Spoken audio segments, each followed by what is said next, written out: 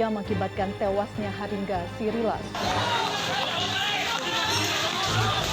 Diwarnai kericuhan, bentrok antara supporter bola terjadi. Berakhir ricuh. Dunia supporter di tanah air diwarnai fanatisme buta. Nyawa seakan menjadi lebih murah dibanding harga pertandingan yang mereka saksikan dari tribun.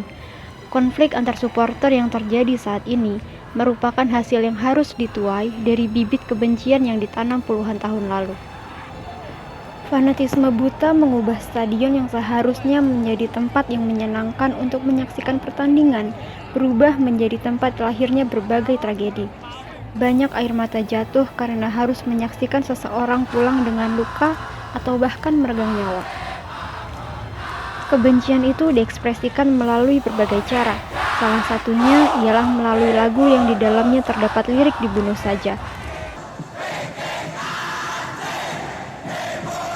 Lagu yang syarat akan lirik kebencian itu dinyanyikan dengan sukacita. Kebencian pun terus tertanam serta mengakar di kepala dan menjadi dogma. Lembaga watchdog sepak bola Indonesia, Save Our Soccer, mencatat terdapat 76 korban meninggal dunia dalam kurun waktu 26 tahun. Supporter Persebaya Surabaya, Bonek, memiliki korban terbanyak, yakni 17 jiwa meninggal dunia karena berbagai faktor.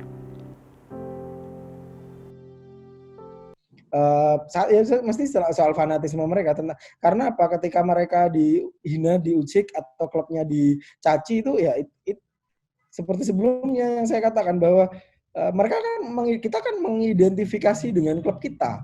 Kita mengidentifikasi itu sebagai bagian dari diri kita. Jadi ketika klub kita buruk, jelek, dihina, dicaci gitu ya, itu sama dengan menghina diri kita gitu. Jadi ini harga diri yang perlu dipertahankan gitu.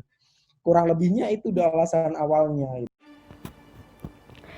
Menurut pernyataan yang dikutip dari CNN Indonesia, konflik paling berdarah terjadi antar supporter 4 klub besar Indonesia, yakni antara supporter Persib Bobotoh versus supporter Persija The Jackmania dan supporter Persebaya Bonek versus supporter Arema Aremania. Konflik antara Bonek dengan Aremania bahkan telah berlangsung lebih dari 2 dekade lamanya. Konflik di dalam dunia supporter itu bisa jadi sebuah bumbu tersendiri. Tapi nggak boleh jadi alasan ketika seseorang pengen dari rumah berangkat ke stadion dan alasan utamanya itu adalah membuat konflik. Nggak bisa dan nggak boleh terus-terusan terjadi. Faktor yang sering adalah salah paham, terus ikut tradisi. Konflik menjadi semakin rumit dan pelik ketika pemilik Jawa Pos, Dahlan Iskan, masuk ke dalam tubuh Persebaya. Pemberitaan berat sebelah yang dilakukan Jawa Pos mengenai Persebaya turut andil dalam memperpanas situasi konflik.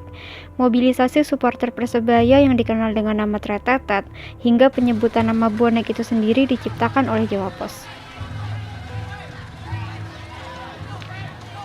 Pemilihan judul yang provokatif oleh media juga turut andil dalam menebalkan konflik yang telah tercipta sebelumnya. Supporter dijadikan komoditas bisnis oleh berbagai kalangan.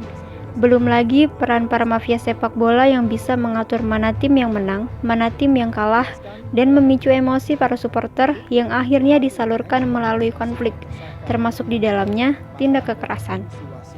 Aku pikir ini sebenarnya sama ketika ikut FGD beberapa tahun yang lalu gitu. Soal pengamanan, ini soal otoritas. Otoritas perlu untuk kemudian memperketat atau memperkuat SOP terhadap keamanan. Aku pikir sih kepolisian sebenarnya udah mulai meningkatkan. Selain tentu saja cara-cara humanis ya. Cara-cara humanis itu maksudnya pendekatan secara personal. Teman-teman Jackmania sama Viking itu selama beberapa tahun ini tuh melakukan pendekatan humanis ke kantong-kantong supporter gitu. Upaya damai juga selalu diusahakan oleh banyak kalangan supporter. Contohnya perdamaian antara Bonek dan Pasopati yang disimbolkan dengan penanaman pohon di depan markas Pasopati. Tidak usah berlebihan dalam fanatik.